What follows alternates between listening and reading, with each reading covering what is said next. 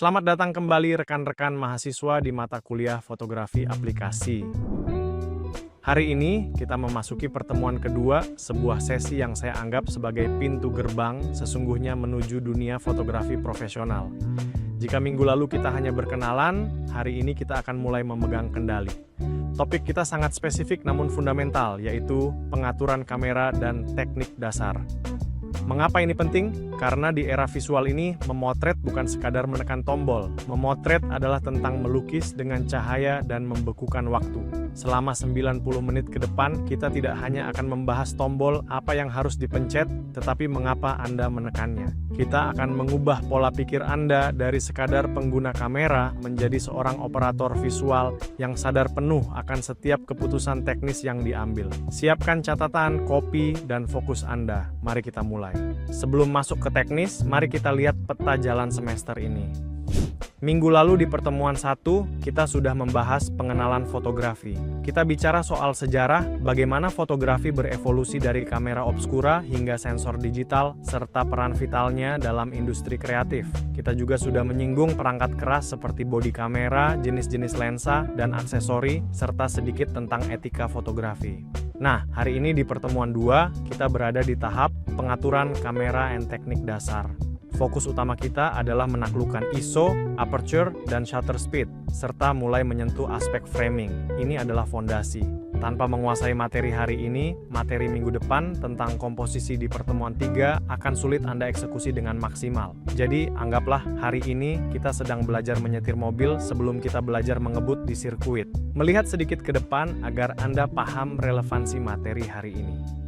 Setelah kita paham pengaturan kamera hari ini dan komposisi minggu depan, kita akan lanjut ke pencahayaan atau lighting di pertemuan 4. Ingat, pencahayaan alami maupun buatan hanya akan terlihat bagus jika setting kamera Anda yang kita pelajari hari ini sudah benar. Selanjutnya, di pertemuan 7, kita akan spesifik membahas fotografi untuk media sosial. Di sana, teknik yang Anda pelajari hari ini akan diuji. Bagaimana membuat foto yang stand out di layar HP yang kecil untuk platform seperti Instagram. Jadi, semua materi ini saling terkait seperti rantai. Jika satu mata rantai, misalnya pemahaman ISO, lemah, maka hasil akhir di portofolio Anda nanti juga akan lemah.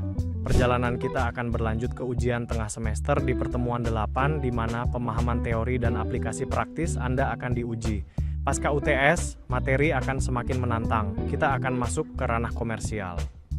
Fotografi iklan dan pemasaran di pertemuan 9. Fotografi potret di pertemuan 10, hingga fotografi event dan dokumentasi di pertemuan 11. Otalaya.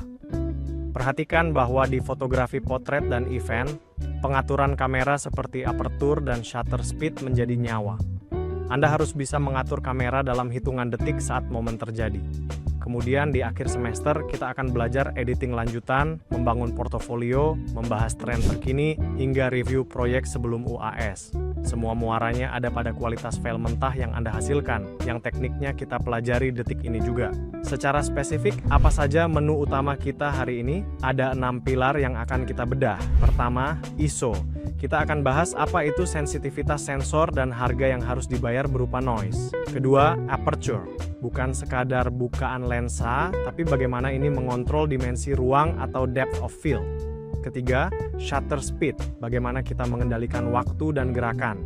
Keempat, komposisi. Dasar-dasar menata elemen visual. Kelima, framing.